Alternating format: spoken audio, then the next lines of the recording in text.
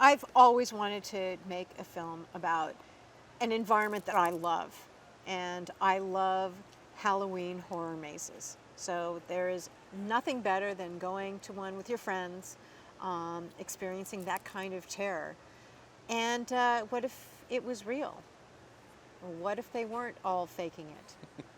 Yeah, I wanted to make it for the same exact reasons. We bonded over that. I love Halloween, love dressing up, love going through the mazes, and when the opportunity presented itself to give people an experience on screen, and to take all those fears that I have when I go through a maze and put them on screen, I just thought it was a marriage made in heaven.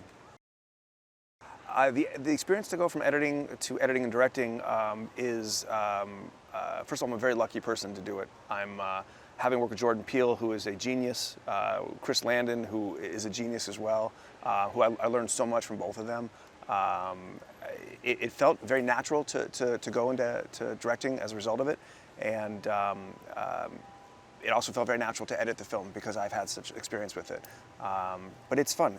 We're all filmmakers, are all storytellers, and this was just a great opportunity to further my storytelling journey. One thing I've learned making scary films, whether it's The Terminator or Aliens, or a TV series like The Walking Dead, is that people love to be scared. And the way that you scare an audience is by having them connect with the characters. So people may not realize it, that the acting in a horror film is just as important, if not more important, 100%. than acting in just about any genre. And I think that a lot of times great performances are overlooked. But you can't scare an audience unless that terror is communicated by the actor on screen. Yeah, and I learned the same thing. It's if you care about the characters and if you relate to the characters, you will be scared for them when they go through this journey. And always trying to keep it through the character's eyes.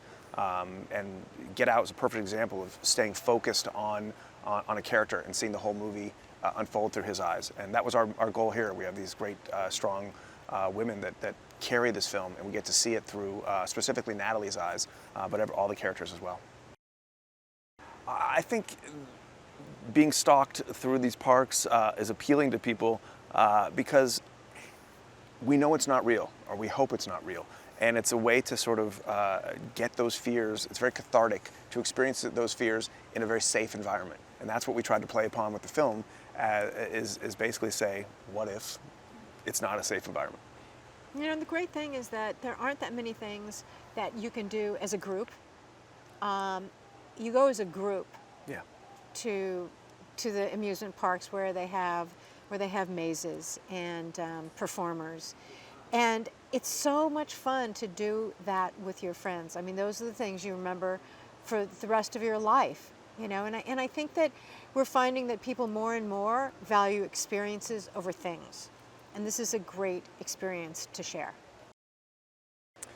The Other's mask was very much inspired by these early 20th century death masks that I'd researched that were all made of paper mache. And the photos that I had taken from my research were all grainy black and white and sepia photos that actually lent even a scarier feel to them. But there was something so simple about them, and also they were mostly on children when I was looking at them. So the mask really evolved from there, and we have Tony Gardner, who's a fantastic world-renowned mask maker, who I know Gale's worked with, and I was lucky enough to work with, and he helped come on board and create the mask. But it was important to keep it a little bit off-center, simple but off-center, and just not know why you're unsettled, but completely be unsettled. And the other iterations of masks that we went through, we still use them in the film.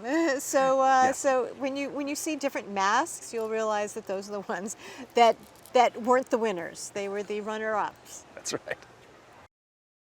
It's an experience. It is.